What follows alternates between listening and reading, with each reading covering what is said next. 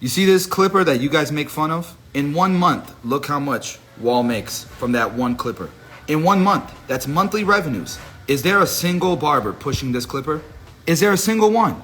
I want to discuss a popular topic right now by Barber Society LA. I just started following her. She brings up a lot of great points and she posts a lot of great questions, man. I think that's important. I think there should always be people asking questions. I kind of wanted to give you guys a different perspective as somebody I feel like I'm very intertwined in the industry in all kinds of different verticals when it relates to the industry. I think what she was saying, and you guys can correct me if I'm wrong, she specifically mentioned two of the major clipper brands who have ambassador programs. And I don't know a lot about the ambassador program. I can tell you it's a hot topic, not just on Instagram, but also in our circles, right? But with our social groups, with our mentorship as well. I can tell you that when I first started in this industry, these ambassador programs were like, you had to know somebody that knew somebody to get in. You know what I mean? Now it's kind of like available to everyone. And I think that the terms are much more public because of social media. So this was sent to me by a barber who's pretty frequent in my on my timeline and stuff. So these are the terms and conditions of one of them. I'm not saying nothing bad about them or whatever. I'm just reading the terms of agreement. Okay, it says I'm 18 years old. Perfect. I'm not an employee, agent, franchisee, or partner of the company. I cannot act on behalf of the company. I do not have authority to incur debt, obligation, blah, blah, blah, blah, on behalf of the company. Cool. I understand that my appointments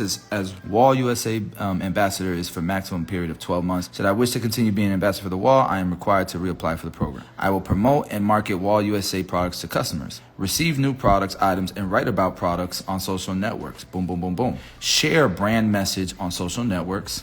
Receive new products and write about them for promotions we create or to be as used. Okay. Share content using our hashtags. I understand that Wall USA will not tolerate this. Okay, that's understandable. Wall USA will own the rights to use both locally and globally any images, videos, or comments I post. Okay. I think barbers are very sentimental about this type of thing, but I can totally understand why they want to be able to use it because you're using their products, so they want to be able to share it. I agree to leave a review on the company website for all new products I receive. That's crazy. I think that's wild.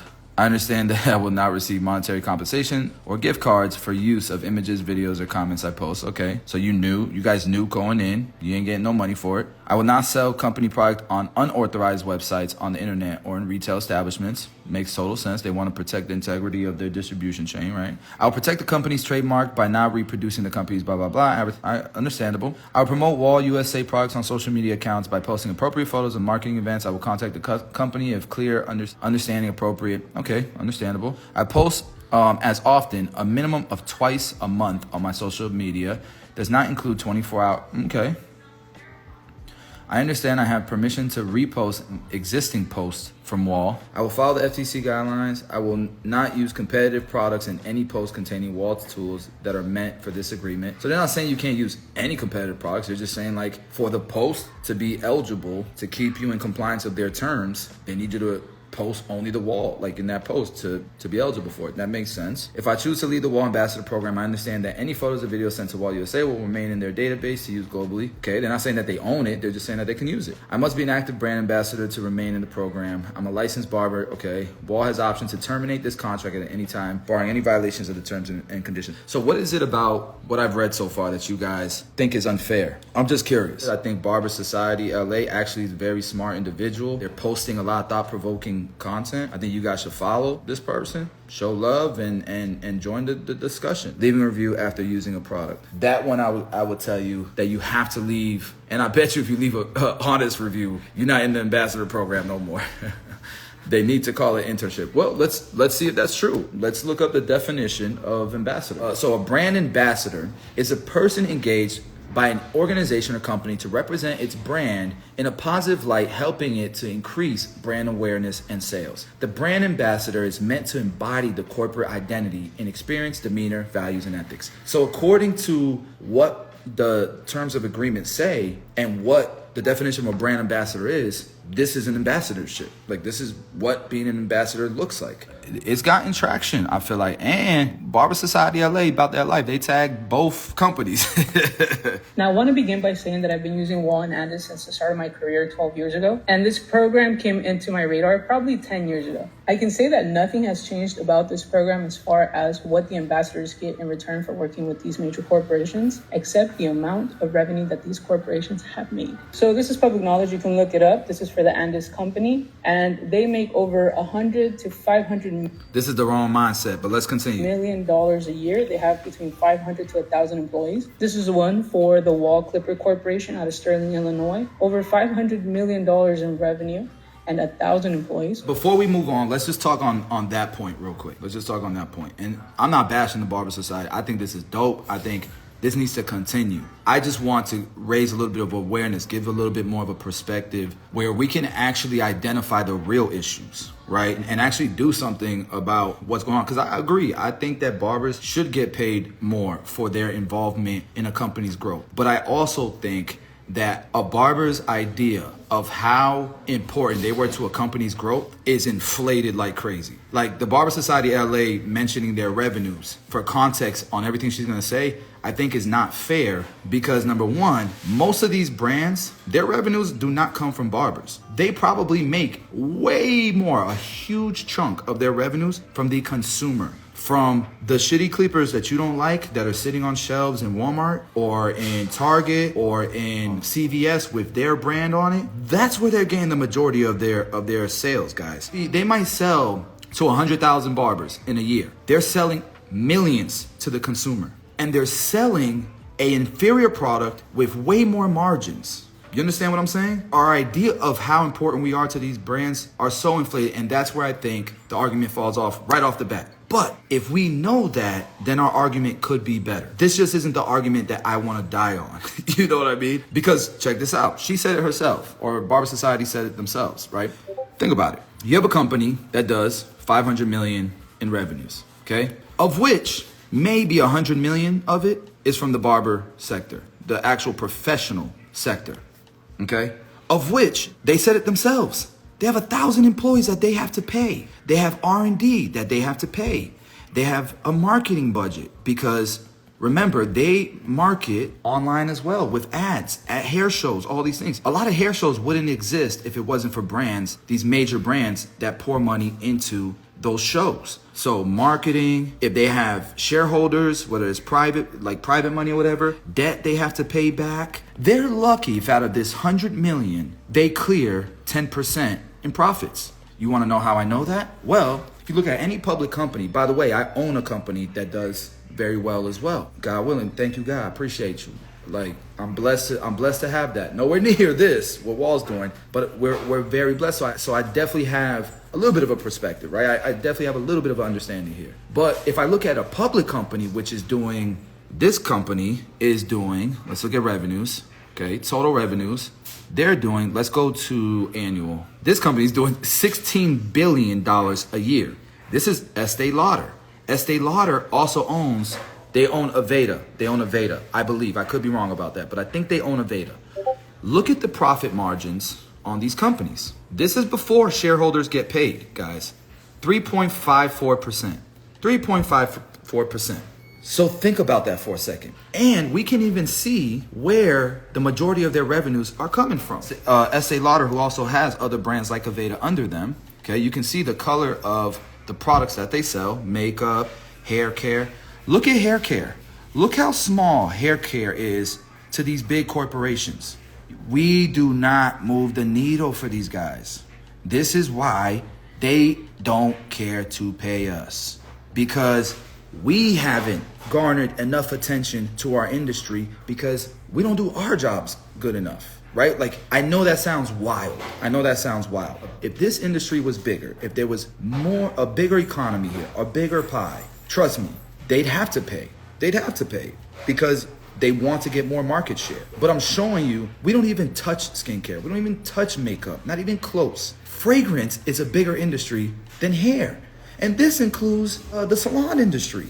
So our inflated ideas, okay, about what a company owes us, we have to stop that. What we have to do is change the economy here. Do better at business on an individual level, and then the economy in our industry will grow, right? We don't reinvest in our business. Most of the money that comes to a barber leaves the industry and goes to the fashion industry, goes to the OnlyFans industry. No, I'm messing. But you guys get what I'm saying. All the money leaves the industry, goes right back to another industry, and then we want to get paid more for an industry that isn't that big. Wall makes a better return probably from ads on Walmart.com than they do from barbers sharing an affiliate link, guys. And then I'm going to show you guys how we can change things. Take a look at this. You see this clipper that you guys make fun of? In 1 month, look how much Wall makes from that one clipper. In 1 month, that's monthly revenues. Is there a single barber pushing this clipper? Is there a single one? What about this? Is there a single barber pushing this? That's $159 a month. Is there a single barber? This is a corded clipper for $30. This is the wackest trim I've ever seen in my life. Guys, they don't care about the barber professionals. They could start caring if we actually move the needle, but we don't. Look at this. Tell me which one of you guys own a pair of these wall tools. Which one of y'all own a pair of these? None of y'all. Look at the sales, monthly sales for that one. Look at the monthly sales for this one. Look at the monthly sales for that one. I've shown you guys multi millions of dollars in revenues and got nothing to do with a barber. We think we are way better. It's like the barber who thinks he's the best barber in the world and he's actually just okay, or the barber who thinks he knows everything about barbering but barely breaks 50,000 a year. Sometimes, bro, like these corporations can't even take us serious. Guys, have y'all seen this one? Look at this one. Look at this one. That thing look pretty cool, don't it? Where they got that idea from? Us. Take a look. Take a look. You don't know your worth. Yeah, Clean Cuts is making fun. Like, no, you don't. You don't. And that's okay. But I want you guys to see a different perspective. We think, look, let me show you something. Barbers, these companies making millions off the back of us. That's the hottest new trimmer, right? These companies making millions off of us. Bro, stop it, guys. Stop it. Stop it. Hopefully now you guys understand why these clipper companies operate the way they do. And then what we do is we start building other companies that got no resources, that definitely ain't putting no money back into the industry, but you hate these companies so much and you hate the barber industry so much and that is whatever, I'll support anything. Doing the industry even more damage than it's already been done. Taking money away from the industry even more. Pushing corporations that can actually help us change this stuff if we lead them the right path. Pushing them to steer clear from professional barbers because they're professional at cutting hair. They're not professional at business. Let me show you guys something. Wall's animal clipper is selling better than their trimmer. Their animal clipper. Think about that, guys. Shoot, they probably have, this is an animal clipper. Look at this. Look at this. I'm showing you guys millions and millions of dollars that they make without a barber even anywhere near here. Thousands of reviews, not one barber has anything to do with it. You know, the ambassador program, in my opinion, for all these clipper companies is their attempt to get the barbers involved more and build the potential of working with barbers more. NBA players didn't get paid. Players making 60, 70 million a year now. The whole NBA didn't make that, you know, when it first started. Players were plumbers, electricians, Uber drivers. Not back there, obviously, they were no Uber. You get what I'm saying? Try to get y'all to understand. I'm giving y'all analogies. It took the generation before them to make the professional basketball industry something that money poured into. Make it worth people's attention and time and investment. But we want LeBron money in 1965.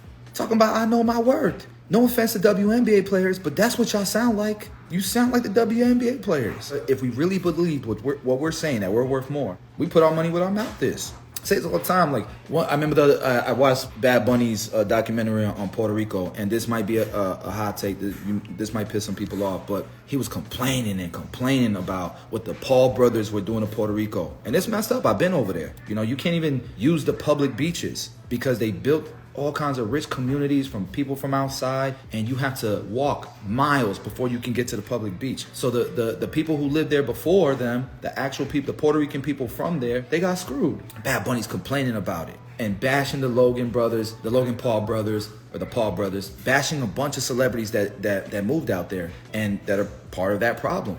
But then I'm like, you got Mark Anthony, probably a billionaire, J-Lo, probably close to being a billionaire. You got Ricky Martin, worth hundreds and hundreds of millions. Bad Bunny just made 500 million in 1 year. Y'all could literally build Puerto Rico to look like Dubai with that type of money. Put your money where your mouth is if you care so much. You guys get what I'm saying? So now that we have a different perspective, hopefully, some of you guys may agree with it. Some of you may not. But I think barbers need to put their money where their mouths are, right? And I think one of the worst things that barbers do is, because I want to show this to you guys. Because look, I showed you guys this. We know this is New Skin. This is another beauty. Look at their profit margin, 2.92%. Okay, look at this one. This is Estee Lauder, 3.54%. I have other ones in here, but I think like Sally's doesn't count because they don't actually manufacture. Like they do manufacture some products, but they're more so distribution, right? If these companies are happy making 3 to 5% profit, 10%, you're crushing it. If these companies are happy with these profits and they have to deal with all of this, guys, they have to do research and development, which private label companies don't have to do. But this might cost, out of their 500 million, this might be $100 million they got to keep investing in. They got to invest in marketing. They got debt they got to pay back because they probably built this company on a lot of debt. They got 1,000 employees they got to pay payroll. Okay, you got customer service. If people have a problem with their order, you got to be there for customer service. You got to pick, pack, and ship every day. And by the way, taxes. You got to worry about taxes, employee taxes. You got to worry about, guys, it is real work. Real work to hopefully make a small profit. 3 to 5% on 500 million ain't nothing to frown about. The amount of work that needed to happen to do that, no barber can do on their own. But I see barbers get mad about 10 to 20% profit share on their product sales. They don't want that either. So make this make sense, okay? The clipper brands out there that have ambassador programs, they're not paying enough. They don't pay anything. We read the terms and agreements. You just want to get paid for your time. They're making $500 million a year off the backs of barbers. They should give the barbers a cut. What's a better cut than 10 to 20% of the profits? When if you were to start this company on your own, you're lucky if it survives, number one. How much would you have to invest to start something that actually generates sales? 100 grand minimum, right? Let's say 100 grand. So you're down negative 100 grand before you've even sold one product. You still got to advertise. You still got to put more money. So let's say it's going to cost you another $3K a month, every month, to operate the business. And you're starting at $0. You might not be profitable by the time you actually start making money. You might not be profitable till year 5. And then you're profitable by 5, 3, 10%, right? You better hope you did a few $1 million, because if you didn't, you're broke. You're broke. But if you can leverage a product that's already hot, that's already dope, that's $250 and earn 10 to 20% of the revenues, that's a slam dunk. That's a slam dunk. Guys, we have distributors that literally operate on 5% margins, and you complaining about 10 to 20. Everybody got to make some money. What about a brand that gives you affiliate links? I know, affiliate links, that's slept on in my opinion. Gives you an affiliate link for 10 to 20%. Isn't that what barbers are looking for? They want a share of the revenues they're creating. So you give a 10 to 20% on the revenue. The amount of barbers that have access to that program and will never post anything is astonishing. And these are the same barbers that are signing up for these free ambassador programs, get 0, but will post on point 40 times a year for a brand that's not even paying them. Right now, we have like 40 affiliates with Tune 45. You rarely see a post from a single affiliate. If it's not one of our educators or myself, you don't see no post. You'll see reviews sometimes of our products. There's no affiliate link under there. Why you ain't making no money on it, right? Let me give you an example. I feel like I was before my time on this. I'm not gonna name the brand I was working with, but back in the day, I was smart enough to know this. Anytime a clipper came out, instead of just throwing my Amazon link on there, I would go to a company that I knew was gonna have, let's say it was the Masters, or it was the cordless Magic clip that was coming out, or the Wall Senior. I would literally ask them, listen, I got 500,000 subscribers, or I got 300,000 subscribers. I see the Masters are launching. I think I could sell a bunch of them. Are you willing to give me an affiliate link? One time, the guy came back. We don't do affiliate. We're not set up for it. I don't even know how to set that up. I could do it for you. If I get my tech guy to set it up, are you good with that? Yeah. We set it up, and I have my own affiliate link with them, which I created. I got a 10% commission on all my sales. Do you know the first weekend, 3-day weekend, we did 40K in sales. I got 10% of that. I got 10% of that, which equated to $4,000. But you guys don't want this. You guys want ambassador programs. You guys want $1,000 a month to post, once a week. That's what you guys want. That's what y'all want. Let me tell you something. If you have an affiliate link that does this, you're going to get more than a commission. Okay? If I see somebody that does that, I'm calling them and I'm trying to lock them in for life, because now we have some data to go on. Now, if I have a link with a company and I did $1 million in sales this year, I made 100K, I can go to that company and say, bro, I could do this for your entire company. You're not going to garner a multi-six-figure salary doing that? I'd be stupid not to pay you, because I've seen what you can do. But you guys don't want to do that. You think you're entitled to these companies caring. They don't care because they don't see the data. They don't see the results. So how about we get better at business? We get better at sales. We think smarter. We want people to treat us like we smart. We don't even think smarter. If there's a company that you love, bro, the right companies will give you an opportunity. The right ones will. If they won't, it's probably because of something that you did, right? If you want a brand deal that bad, if you want it that bad, it ain't hard to grow a following. You learned how to cut hair. That's pretty damn hard to do. To learn how to do a fade takes a lot of time and dedication, guys. Put that same amount of effort into learning how to sell something, how to produce revenues, not just for yourself, because that's all barbers are ever worried about. The reason why I'm successful, guys, is because I'm a servant leader. I'm buying barbershops all over the country. I'm not buying barbershops all over the country because I'm going to go and have to go scour the area and go to schools and knock on doors and try to find barbers to work at my shops. No, I've done the work. I've given the value. People are familiar with my brand. So when we open a shop, we know barbers are going to want to work there. We've proven it. It's a proven concept. So if I've proven it with other brands, and I know what I'm worth. If you own a brand, are you going to pick the guy who has data that can show, bro, when I speak, my influence is there and I drive sales. I drive numbers. So boom, let's say I work for a clipper company for a year. I'm going to make sure. A lot of guys just post stuff and all that. No, I'm going to make sure that they know how much impact I made. Nobody should be asking you to do stuff for them and, I'm on top of it. I'm on top of it. Where can you bring value? And if you're someone that can bring value, then you're the person that brought the value. So they're not replacing you. Why would they replace someone who brought the value? They'll replace you if you're the guy constantly asking, where can I bring value? It's the person telling you where you could bring value that is the valuable person. Does that make sense to you guys? You gotta get better at driving sales. So this is what I would recommend to you. Find a couple brands that you rock with, that you like, that you wanna see grow, okay? We do have the power to push the brands that we like forward. You got to play chess. You got to think 5 moves ahead, okay? If you think this brand can grow on its own and can grow even faster with your support, other barber support, and these guys are pushing it because it's a good company with a good product, then that's what a lot of the opportunities are. Think about the guys right now that are with Babeless. When everybody was making fun of Babeless, talking about their Con Air. Think about that. I'm sure Anders went through that. I'm sure Wall went through that, where the educators were made fun of and all that. And now everybody wants to be educated with. You can't just you can't just complain because you're not part of it when it already blew up. You know what I mean? Like, we can't do that. We have to be humble and find where we can bring value to these companies. And then make sure they know we brought that value, right? How do you do that? You got to track your numbers.